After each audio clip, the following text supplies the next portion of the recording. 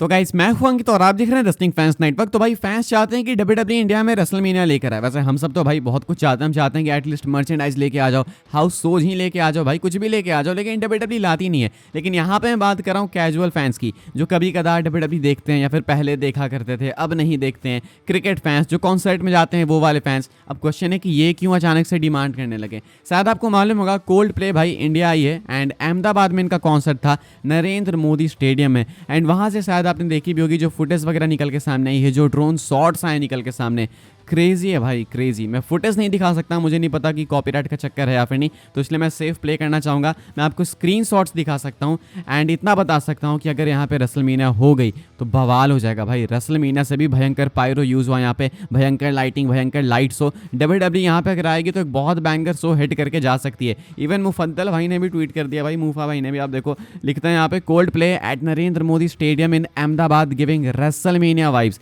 Fans चाहते हैं कि डब्ल्यूडब्ल्यूई रेसलमेनिया को लेकर आए इंडिया में एंड इस स्टेडियम को देखने के बाद कोई कह नहीं सकता कि इंडिया के पास भाई वो उस लेवल का इंफ्रास्ट्रक्चर नहीं है। डेफिनेटली भाई है, आपको बस पैसे खर्च करने की नीड है। रेसलमेनिया अगर इंडिया में हो जाएगी भाई तो सोचो क्या मजा आएगा अगर इस स्टेडियम में हो जाए तो। हालांकि इसमें सबसे बड़ी दिक्कत ये है कि डब्ल्यूडब्ल्यूई को टिकट्स बेचने पड़ते हैं। डब्ल्यूडब्ल्यूई को पायरो वगैरह से मतलब तो है, लेकिन डब्ल्यूडब्ल्यूई को मेनली टिकट्स रखने हैं महंगे। अब इंडिया में तो भाई कोई 60,000 के टिकट्स नहीं खरीदने वाला, वो भी मिनिमम वाले, मैक्सिमम 12 लाख 13 लाख के हैं। तो भाई उतना तो कोई नहीं खरीदने वाला भाई। ऊपर से आपको अगर 1 लाख लोग भरने हैं तो वो तो नहीं होने वाला, वो दिक्कत है। लेकिन अगर सिर्फ पायरो वगैरह देखें, अगर सिर्फ इंफ्रास्ट्रक्चर देखें, अगर सिर्फ स्टेडियम देखें तो डेफिनेटली भाई ये ग्रेट लोकेशन है रेसलमेनिया के लिए। बहुत पहले मैं कह चुका हूँ कि अगर डब्ल्यूडब्ल्यूई कभी इंडिया में आएगी, रेसलमेनिया कंसीडर करेगी, तो Narendra Modi stadium is the best place भाई। 1 लाख लोग आएंगे, भयंकर पायरोटेक्निक्स, भयंकर लाइट शो, हर तरीके से बेस्ट है भाई। रेसलमेनिया के लिए तो परफेक्ट है, एक भी चीज़ की कोई भी कमी नहीं है। आप क्या सोचते हो भाई इसके बारे में कमेंट करके बताना।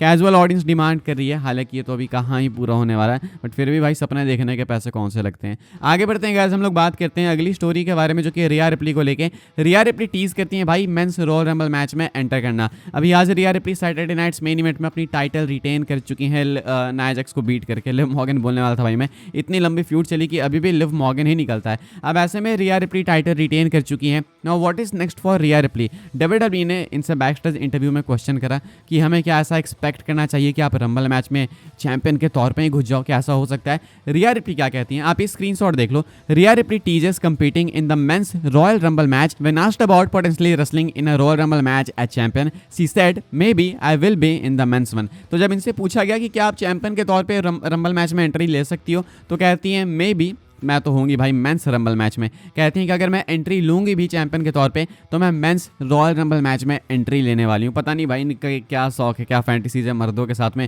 हर जगह भाई मर्द बन जाना, इनको मर्दों में घुसना है भाई, पता नहीं कौन से शौक हैं। लेकिन ये चाहती हैं कि मेंस रंबल मैच में एंटर करें एंड शायद कर भी जाएंगी भाई। लेकिन देखो भाई मैं नहीं चाहता भाई कि एक स्पॉट वेस्ट हो, रिया रिप्ली आ जाए या फिर कोई भी फीमेल स्टार आए, कोई भी फीमेल स्टार भाई, नॉट जस्ट रिया रिप्ली। मैं नहीं चाहता कि कोई सा भी स्पॉट वेस्ट हो, लेकिन इनका कहना है कि आप एक्सपेक्ट कर सकते हो कि शायद ये मेंस रंबल मैच में एंटर कर जाएं। तो फिलहाल इन्होंने टीज किया है कि आप देखना चाहोगे भाई रिया रिप्ली को मेंस रॉयल रंबल मैच में, हाँ या फिर ना, लिख के बताना। मुझे ऐसा लगता है कि बहुत वाहियात डिसीजन होगा। एक तो एक स्पॉट वेस्ट होगा, ऊपर से रिया रिप्ली के लिए, ऊपर से जो चैंपियन है उसके लिए, तो वो चीज़ बिल्कुल सेंस नहीं बनाएगी। लेकिन ये टीज करती हैं तो क्या पता भाई जानबूझ के कर रही हूँ। मे भी इनको पता हो कि ट्रिपल एच इनकी सुनते हैं, ट्रिपल एच इनकी गुलामी खटते हैं, तो हो सकता है कि ट्रिपल एच भाई इनको एक्चुअली में रंबल मैच में डाल भी दें। क्या आप देखना चाहोगे भाई रिया रिप्ली को मेंस रॉयल रंबल मैच में, हाँ या फिर ना, लिख के बताना। कोई भी अगर हाँ कॉमेंट कर रहा है भाई तो you know what, you need an RQ from Randy Orton, that is it.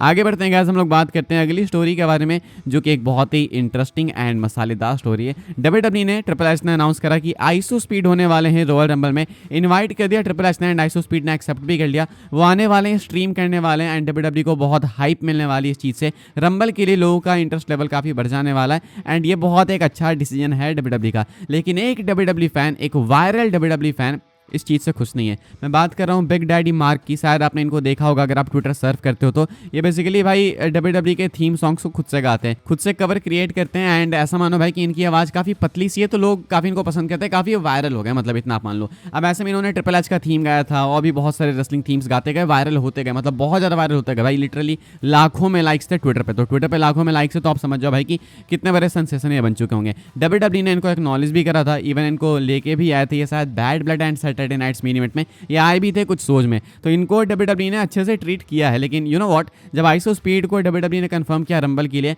तो इनको ये चीज़ पसंद नहीं आई। इन्होंने ट्वीट करा, आप देख सकते हो कि they invite IShowSpeed to the royal rumble but not me. कह रहे हैं कि इन्होंने भाई आइसो स्पीड को बुलाया बट मुझे नहीं बुलाया। इसके बाद फैंस भड़क गए, जो अच्छे फैंस थे वो भी भड़क गए। वो कह रहे हैं कि भाई तू दल्ला है क्या, तू पागल है क्या, कितना जलता है दूसरों से। आइसो स्पीड वो है और तू कौन है, जरा देख, दोनों में डिफरेंस बहुत है। IShowSpeed is way too big. IShowSpeed को 2.5 लाख 3 लाख लोग देखते हैं, और अभी नो डिसरिस्पेक्ट बट रीच की बात करें तो उससे काफ़ी नीचे है, ऐसा फैंस कह रहे थे। इस चीज़ को देखने के बाद मार्क काफ़ी भड़क गए एंड इन्होंने बहुत से ट्वीट्स करे, बहुत से ट्वीट्स, लाइक WWE के ऊपर भद्दी बात है, ट्रिपल एच के ऊपर भद्दी बात है कि ट्रिपल एच के नाम को इन्होंने वापस से फेमस किया। इनका कहना था कि इन्होंने WWE को वापस से रेलेवेंट बनाया। So no Roman Reigns, no John Cena, no Brock Lesnar, no Seth Rollins, no Cody Rhodes. WWE को वापस से अगर किसने रेलेवेंट बनाया तो वो है बिग डैडी मार्क। अब इसके बाद फैंस तो भड़क गए। अब ये दिखाने की कोशिश कर रहे हैं कि ये कोई कैरेक्टर प्ले कर रहे हैं, ये हील बन चुके हैं। लेकिन एक्चुअली में ऐसा हुआ क्या कि इन्होंने भाई मल्टीपल फालतू ट्वीट्स किए। उसके बाद जब इनके फैंस खुद इन पर टर्न हो गए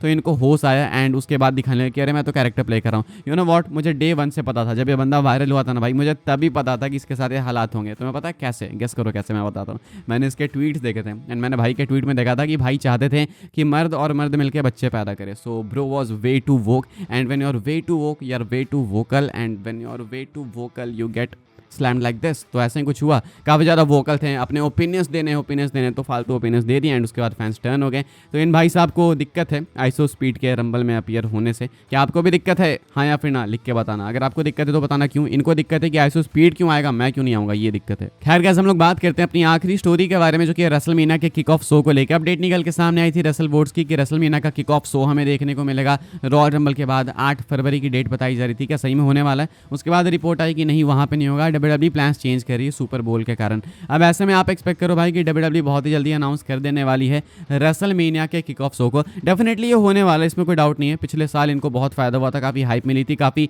मीडिया ने इनको कवर भी किया था उस किक ऑफ शो के बाद। तो बिल्कुल ये प्रेस इवेंट वो किक ऑफ शो करने वाले हैं। अब ऐसे में ये किक ऑफ शो होगा कब, WWE कब अनाउंस करेगी, ये क्वेश्चन है। तो आप एक्सपेक्ट कर सकते हो कि रंबल के दिन ही या रंबल के बाद WWE अनाउंस कर देने वाली है ये किक ऑफ शो। पिछले बार भी इन्होंने रंबल के बाद वाले स्मैकडाउन में अनाउंस किया था, जब रॉक आ गए थे, रोमन के साथ फेस ऑफ हुआ था। तो उसके बाद WWE ने कंफर्म कर दिया था कि किक ऑफ इवेंट इस ऐसे डेट को होगा। तो ऐसे में आप एक्सपेक्ट कर सकते हो कि रंबल के दिन नहीं तो रंबल के बाद ये इंस्टेंटली अनाउंस कर देंगे भाई कि कब होगा रेसलमेनिया का किक ऑफ इवेंट। तो आप एक्सपेक्ट करना कि अनाउंसमेंट आपको बहुत ही जल्दी कुछ दिनों के अंदर देखने को मिल जाएगी। मुझे लगता है कि 10 से 12 दिन के अंदर आपको अनाउंसमेंट मिल जाएगी। फिलहाल भाई इस वाली वीडियो के लिए बस ये सारी अपडेट्स थी। आई होप आपको इन्फॉर्मेशन मिली हो तो वीडियो को लाइक करें, शेयर करें, सब्सक्राइब करें चैनल को, ताकि आने वाले टाइम के अंदर आपको और भी सही WWE की न्यूज़ अपडेट्स जानने को मिलती रहे। फॉलो कर सकते हैं आप लोग मुझे इंस्टाग्राम एंड ट्विटर पे, वहाँ पे भी मैं WWE का ही कंटेंट पोस्ट करता हूँ। ज्वाइन कर सकते हैं आप लोग व्हाट्सएप चैनल पे, उसके भी लिंक डिस्क्रिप्शन में। मिलूंगा मैं आपसे अगले वीडियो में, तब तक के लिए good bye, thanks for watching.